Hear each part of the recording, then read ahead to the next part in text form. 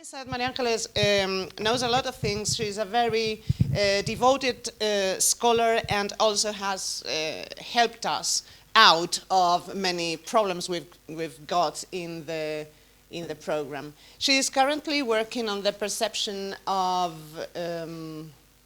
English in Spanish, in different Spanish regions. And while she's finishing her PhD, I think we have to congratulate her on that. She's been tutored, or her director is Professor Christensen, who is already, she's also here.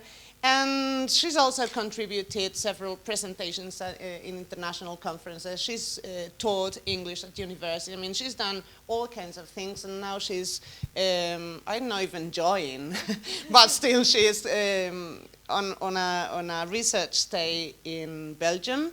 And so it's a pleasure for me to introduce Maria Angeles. She's very special in our group. So thank you, Maria Angeles, and Okay. Before I start the presentation, I would like to do a short activity. So if you please take your phones, tablets, computers, any electronic device you have, and please go to www.kahoot.it, and let's see if we can do this quite quickly.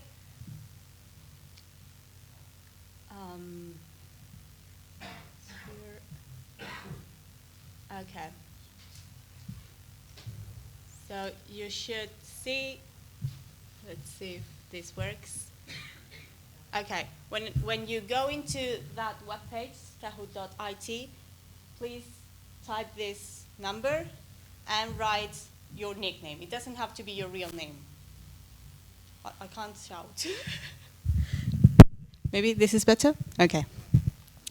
Yeah, write this number and okay, yeah, it doesn't have to be your real name. Please don't use naughty nicknames, as the webpage says. And you're going to listen to a short audio file, and then you'll have 4 or 5 questions to answer. Okay, you'll have 10 seconds to answer each of the questions. It's just a survey, okay? There are not right or wrong answers.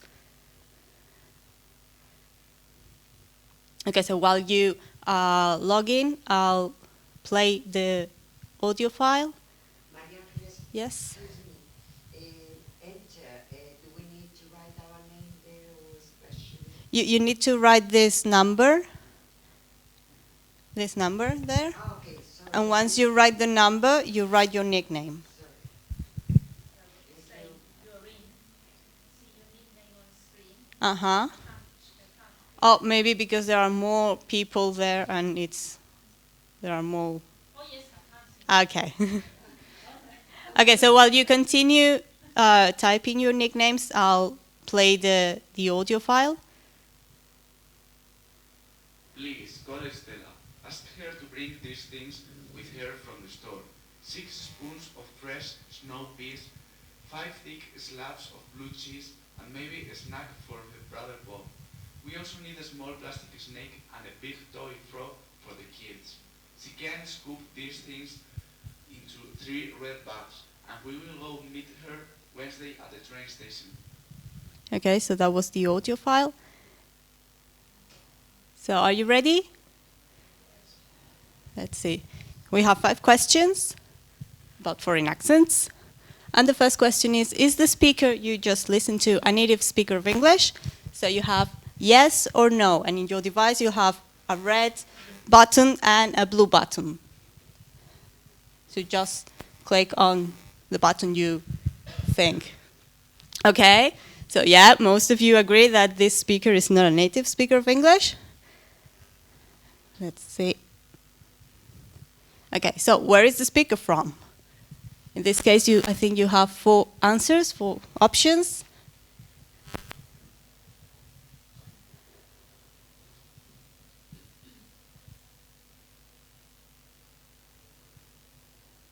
Okay, yeah, most of you agree that the speaker is from Spain. He is from Spain.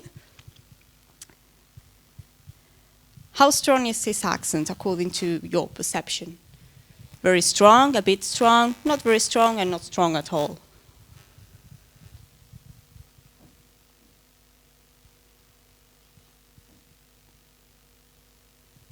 Okay. Here we have, well, some people think it's a bit strong, but most of you agree that it's very strong. I agree with you. I think this accent is a very strong Spanish accent. Number 4, were you able to understand the word, but focus on the pronunciation, not the meaning of the words, just the pronunciation.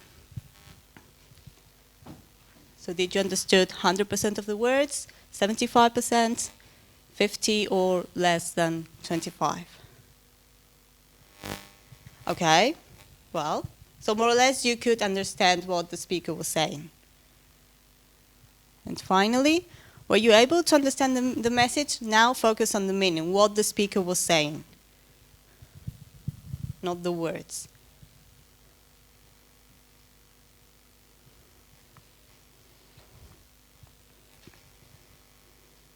Okay, here we have some variability in the data. Okay, but, well, in general, most of you could understand the message quite well. Okay, good. I think that was the last question, yeah? So, the purpose of this was just a short introduction to the topic I'm going to talk about. I entitled this presentation, The Presence of English and Should We Continue Doing Research? Just like a summary of this whole conference. This is the outline I will follow in my presentation, and I would like you to meet my friend Pepita. I've got her Pepita, and she's going to be the voice of Spanish society during my talk. She will comment on some things from time to time. Okay, so in which situations do people use English in their daily life, either actively or passively? Well, in business, for example, nowadays many people use English when doing business around the world. Music, yeah, as Yolanda said, many people listen to English music all the time, myself included. Cinema, nowadays it's becoming more common and more popular to go to the cinema and watch films in the original version rather than the dubbed version in Spain. Traveling, of course, if we travel around the world and we don't know the local language of the country we're visiting, we tend to use English. In the media, I'm sure you've seen a lot of advertisements on TV, on Spanish TV, using English, maybe half of the time of the commercial or entirely in English. In academia, especially us, we study English professionally, so to speak, and we are used to reading papers in English, writing them in English as well, even though it's not our native language. And in education, we've seen a lot of contributions in this conference regarding CLIL and bilingualism and teaching English. And of course, there are many more contexts, but I think these are the most relevant ones nowadays. So I'm sure you are all familiar with this figure here. It captures concentric circles. So you have the inner circle with the traditional native speakers. Then we have the outer circle, and finally the expanding circle. Spain would be in this circle. This has been criticized because of the political implications and so on.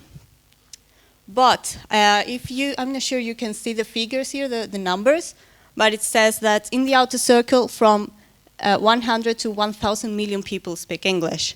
So that means a lot of people speak English around the world, even though it's not their native language.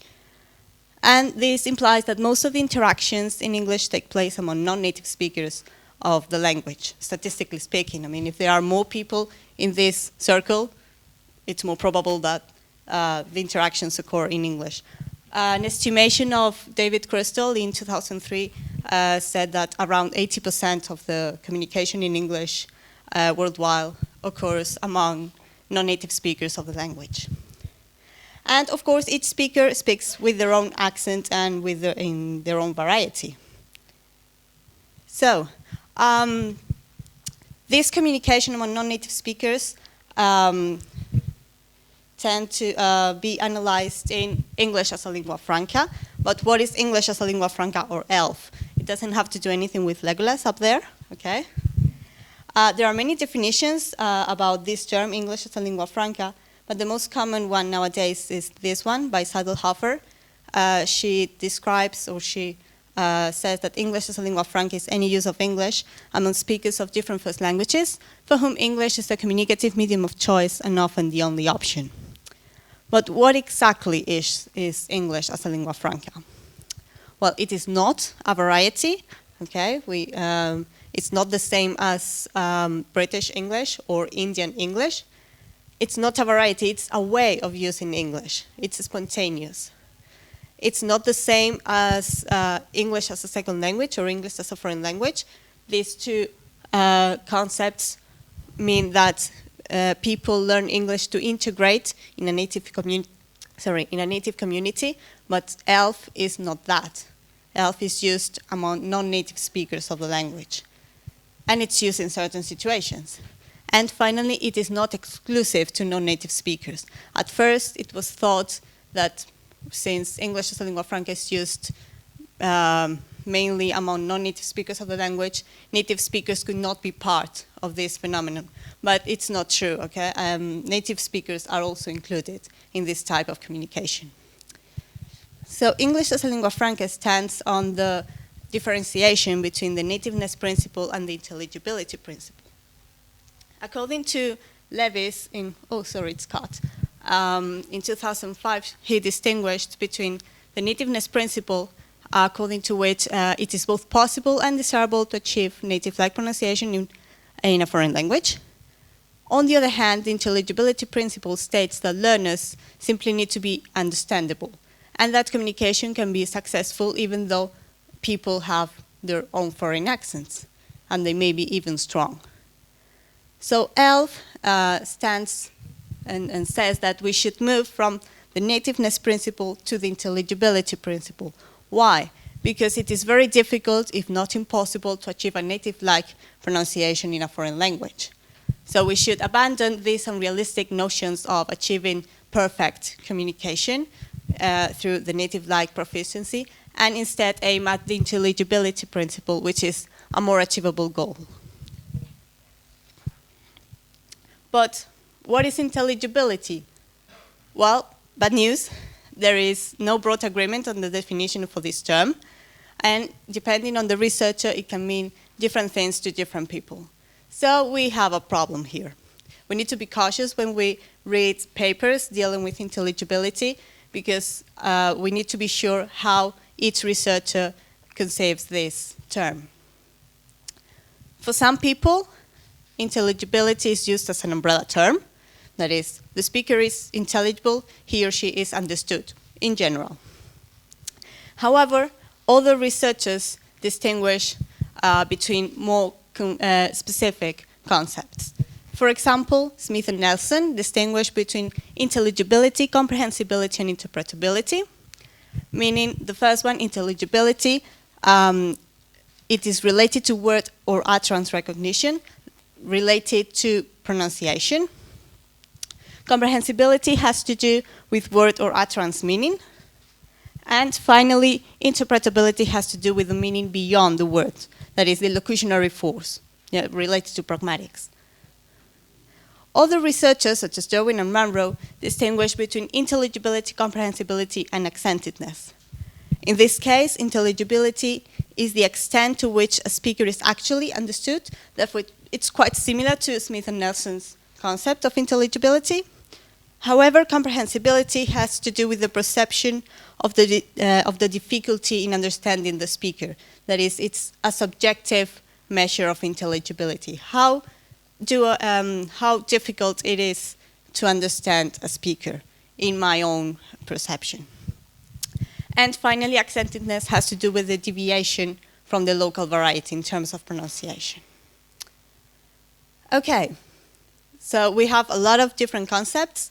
What is the relationship among these three constructs, intelligibility, comprehensibility, and accentedness? Well, Pepita here thinks that, well, this is easy. We need to avoid any foreign accents in order to be understood. That's what we've always been told. Well, not exactly.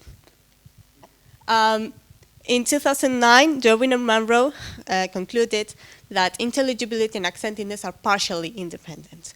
What does this mean? They conducted a study and they asked a group of people to transcribe the speech of non-native speakers of English in order to measure their intelligibility. If they were able to transcribe the words accurately, that means that they were intelligible, and otherwise they were not intelligible. And also they asked them to rate their accentedness on a Likert scale.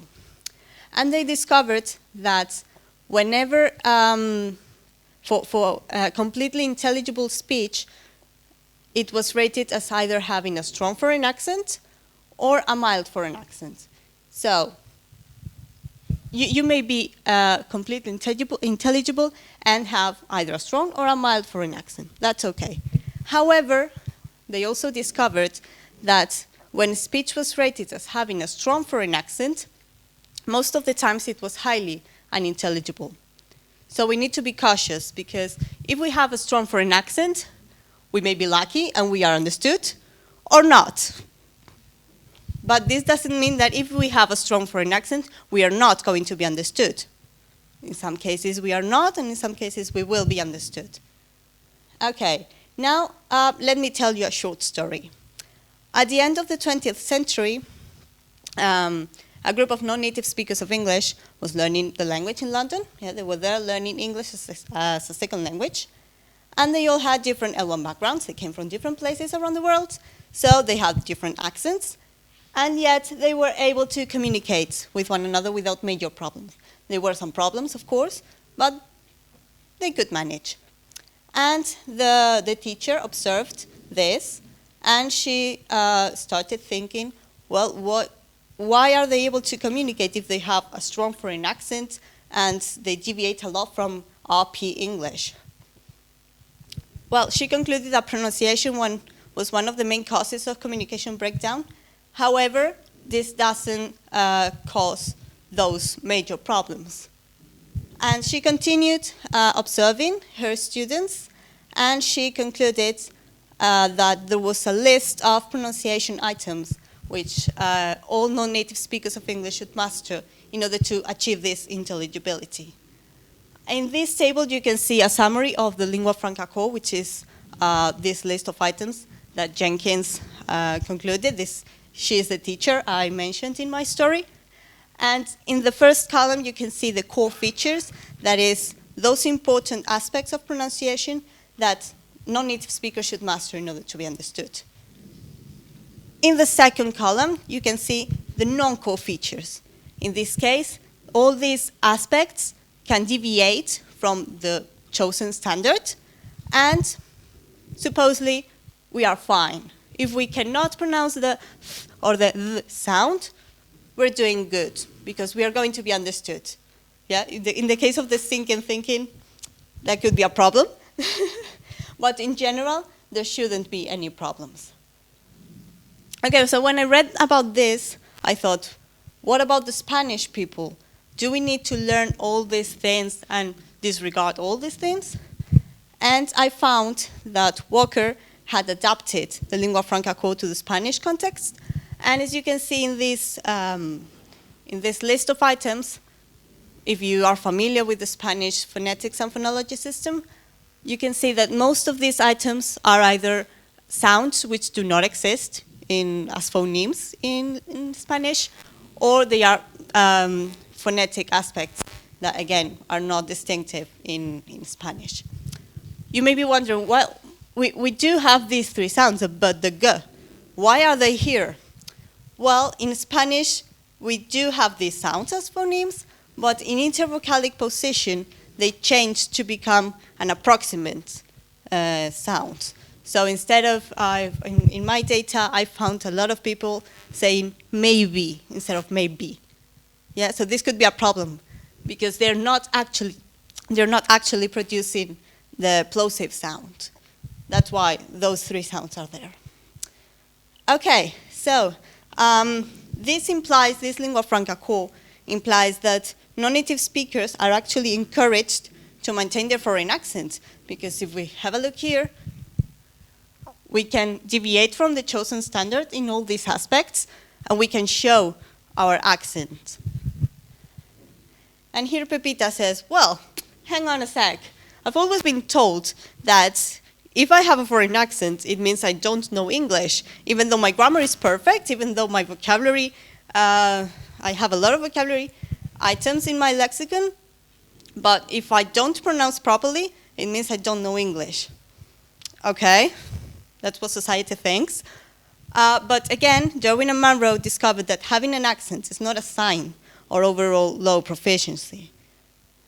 Just take a look at this. Everyone has an accent. Even native speakers of English have an accent. Scottish people, Irish people, Indian people. I chose these three because I found them, for me, the most difficult accents to understand, the native accents to understand. So what if we considered non-native accents as just accents, without adding this non-native characteristic before the accent? And then Pepita is very clever, and she says, well, wait, does this mean that these people, this person here... Here tonight, it is because you are a winner, and I am sure your award is very well deserved. Congratulations. So this person, this other person, All of you have a great time playing football at the Real Madrid Foundation School. Merry Christmas and Happy New Year. and especially this person. I must say, I'd like to continue our friendship, and frankly, I don't want this to be our last chance to speak to each other. Okay, so does all this theory mean that these people were doing it right all along, even though we mock at them very hard? Well, apparently yes. In fact, this person, Juan Antonio Gutiérrez Espinosa, published an article 2 months ago. I think it was published in June, called A Relaxing Cup of Lingua Franca Co. And he analyzed Ana Botella's speech in terms of the English as a lingua franca and the lingua franca core, and concluded that Ana Botella's speech to the International Olympic Committee did not drastically deviate from the basic requirements of intelligibility for international communication. So that means she had a very strong accent. I know. Yeah, I know. But people understood what she said. And I can assure it's true, because last week, when I was preparing this presentation, I asked a native speaker of English, an American person, and I asked her, please watch this video and tell me if you understand what she says. And she said, yeah, I can understand everything. Maybe 95% of what she's saying. And it's true, she has a very strong accent, but I can understand what she says. So I don't know why we laughed at her so much, but apparently people understood what she said. And I think if she hadn't been understood, newspapers around the world would have said something about it. Okay, if I haven't convinced you that you don't need to achieve a native-like pronunciation to be understood, imagine this situation. This afternoon, this evening, you go to the center of Madrid, or to the center of your cities if you're going back home, and a non-native speaker of Spanish approaches you and asks how to go to any place. For example, and excuse my poor imitation of accents, he or she says something like, por favor, ¿cómo puedo ir a Plaza Mayor? Something like that. Or they may even say Plaza Mayor or something like this, because in English we have this word. The speaker, of course, has a strong foreign accent, English foreign accent. So, questions. Do you understand the speaker if he or she says something like this with this heavy accent? Do you actually care that the speaker doesn't have a Spanish accent when he or she approaches you? And would you treat him or her differently because of his or her accent? If you answered yes, no, and no, but you still think that you should achieve a native-like accent in English, why is that? If you don't care that other people do not achieve a native-like pronunciation in Spanish or in your native language, why do you want to achieve a native-like pronunciation in English? I think it's the same. Okay, so to finish this presentation, I would like to summarize the whole conference we've had during these 3 days, not years. It's been a long time. Yeah, I'm very tired. So, why should we continue doing research in English linguistics? Well, we've talked about many things related to CDA and pragmatics, like sexting, analysis of death metal lyrics, how Disney uses accents to depict certain identities, or other cinema, other films to depict stereotypes. We've also talked about, or we've learned about, the teachers' and students' attitudes and their preference for either a native teacher of English or a non-native teacher of English. Also, the presence or absence of pronunciation in textbooks. We've also learned about the attribution of authorship based on a linguistic analysis of the text, or the decreasing use of certain relative pronouns in different types of texts. We've also learned about the translations of Lorca's work, or the challenge in translating Black English. We've also learned about the prosodic patterns of emotions, and, for example, multimodal metaphors in newspapers, cartoons, or the presence of metonymy in the sign language. So we've learned a lot about many different things. So why should we continue doing research? Well, society needs us. Yeah, we've learned that all our work is worth it. And just 2 messages to end. First one, congratulations, everyone. Keep up the good work. And thank you for making this conference possible.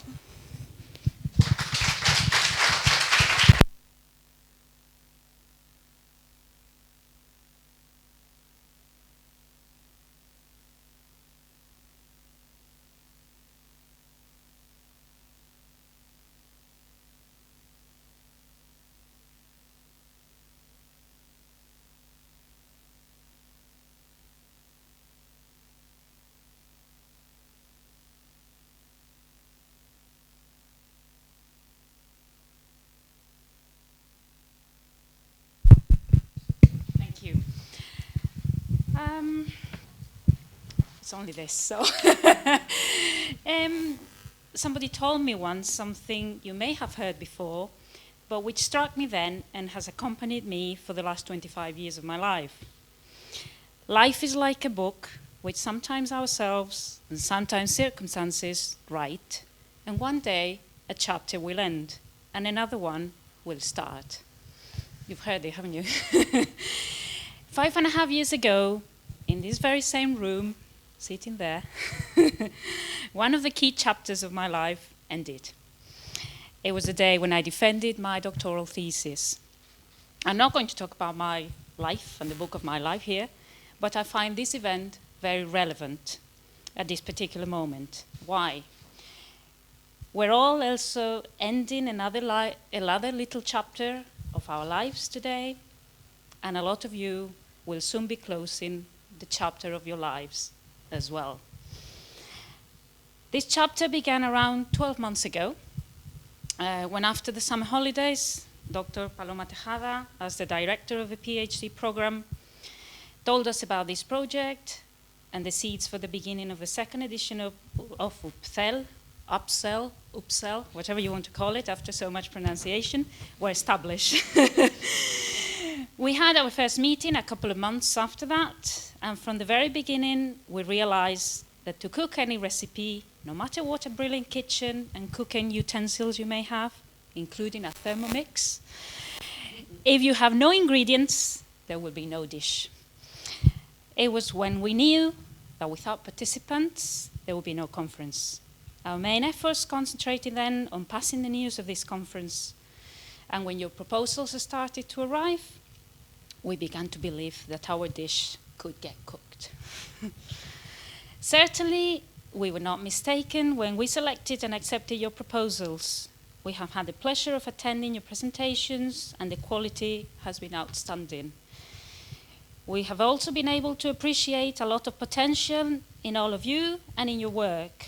And we have to say that we all feel that the chapter of your academic life is a very rich and fruitful one. So thank you, all of you, for your contributions. But going back to the dish that has been cooked for the last 12 months, in this world of fast food, where slow cooking reminds us of grandma's dishes that always tasted delicious after all the hours spent in the kitchen, it needs to be mentioned that many different spices have been added along the way to enrich the dish and make it more appealing. Among those spices, we'd like to thank the organizing institutions, since without their economic help and support, this would not have taken place. Also our assistant organizers, who very willingly accepted to give us a helping hand, and I have to say that you don't realize how many helping hands are needed until an occasion like this arises. And finally, I have to add that personally it's been a pleasure to be part of the organizing committee. With our similarities and differences, we have been learning from each other and adding salt, pepper, ginger, and even a bit of sugar at times. And we hope that the upsell dish has been as tasty and enjoyable for you all as it's been for us. And that's it.